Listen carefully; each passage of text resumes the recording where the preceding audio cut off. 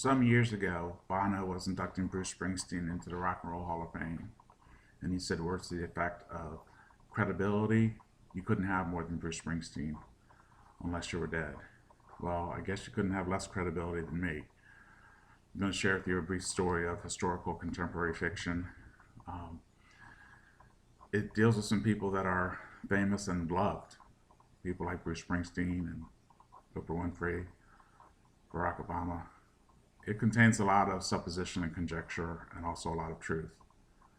The name of the story is Satan is Endearing.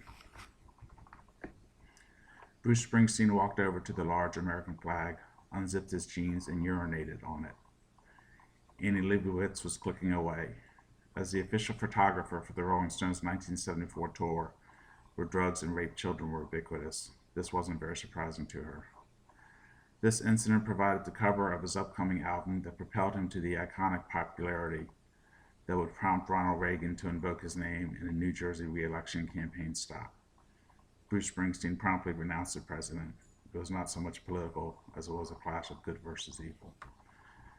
Bruce Springsteen's pact with Satan is unique, where some jokingly refer to people achieving mass popularity as having sold their soul to the devil.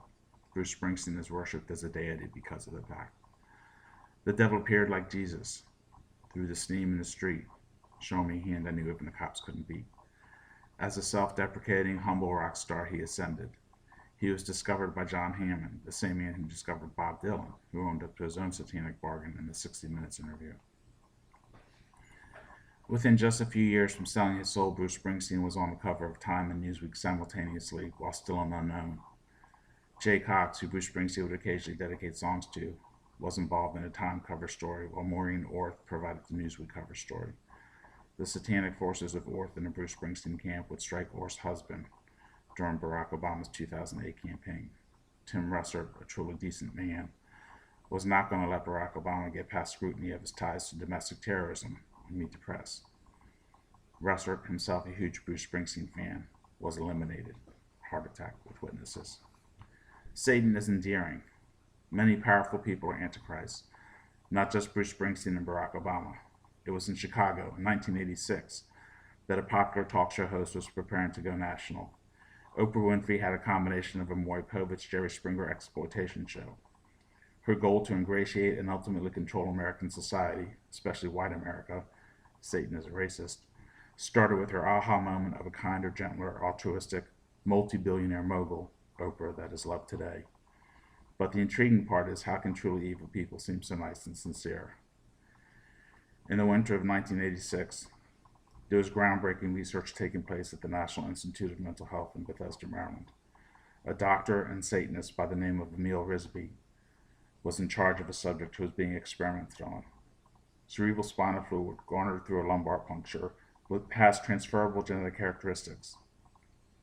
Not unlike the way HeLa cells were harvested, the subject provided CSF, where brain chemistry, mainly kindness, compassion, and empathy, were isolated.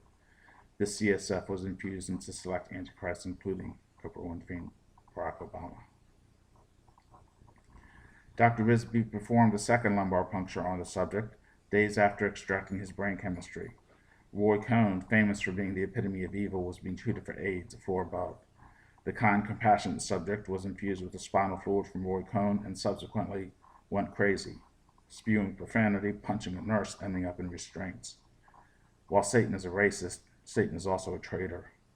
Dr. Risby, a black man, also exploited scores of African American patients with phony diagnosis of depression and manic depression in deals with pharmaceutical companies. Many of the soldiers returning from Afghanistan and Iraq were under the care of Dr. Risby. He was a top psychiatrist in the military. He was an Army reservist, a brilliant disguise. Satan is audacious. After the attacks of September 11, 2001, Bruce Springsteen was once again staring out from the cover of Time magazine, this time somberly. The cover story recounted the boss's take on the tragedy and even revealed that he called to console widows of firefighters who lost their lives. Bruce Springsteen and his money men were among the primary financiers of the September 11th plot during the Clinton administration. I don't want to come off as some kind of conspiracy theorist. The plot was largely carried out by Al-Qaeda, but it was years in the making and designed to be implemented after Clinton's term. Barack Obama and Bill Ayers, served as the logistical experts. But Americans find it more believable that foreigners with funny names are solely to blame for such atrocities, rather than traitors. Unfortunately, Satan is in the power of position in Barack Obama. I can't state that good can't triumph, but it is prophesied in the Bible that many antichrists will be at work, and Satan himself will be transformed into an angel of light. When I read 2 Thessalonians, I almost expect to see Barack Obama's picture in the Bible. I write this knowing full well that it will be discounted by most because they already drank the Kool-Aid. I reluctantly write this because I don't want it to be true.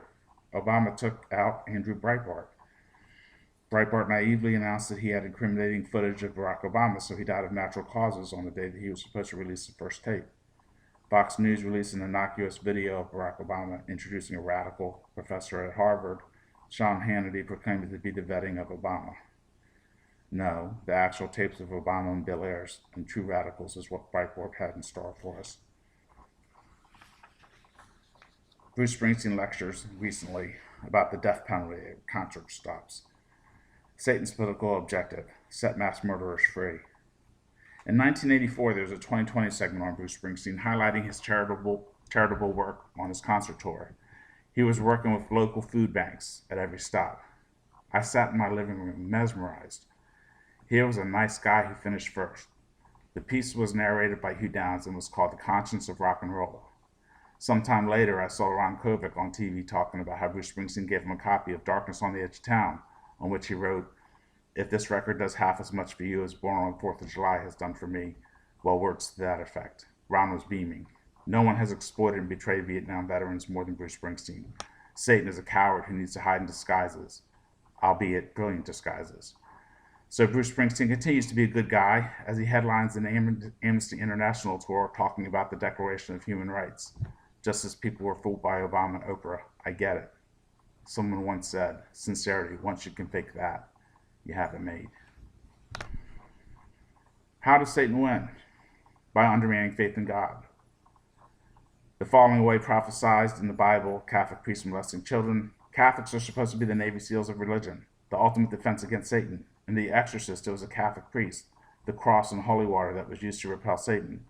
In reality, Satan is far too clever. Antichrists are baptized into the Catholic faith. Bruce Springsteen, Madonna, Frank Sinatra, all beloved by the masses. We have Frank Sinatra's well-known alliance with the Italian mafia. Catholicism is the official religion of the model. Frank Sinatra's mother was an abortionist. Dr. Emil Risby was an altar boy. The text of the Bible is accessed by good and evil alike, but the holiness of God remains for the good. Barack Obama was unable to assume the office of president with his right hand on the Bible of a good man, the Abraham Lincoln Bible. So as our First Lady role model for helping obese and disadvantaged children held the Lincoln Bible in her hands, Barack flubbed his lines. As an Antichrist, he had to be officially sworn in without a Bible. In actuality, the Obama presidency was inevitable. In recent years, the country watched race riots in California over the Rodney King beating. Not long after that, the world saw a black man get away with the murder of 2 white people. News footage showed white people gasping and black people cheering. Racial divisiveness is real. Barack Obama's re-election is a foregone conclusion due to the fact that if you are white and oppose him, you are racist. Coming from such respected sources as Jimmy Carter and Morgan Freeman. Barack Obama has the black voter due to their justified mistrust of the white man.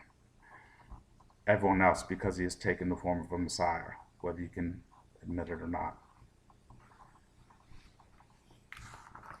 That's enough reading. I have a lot more I could read. It's probably not getting listened to because it sounds like the rantings of Madman. And it might be.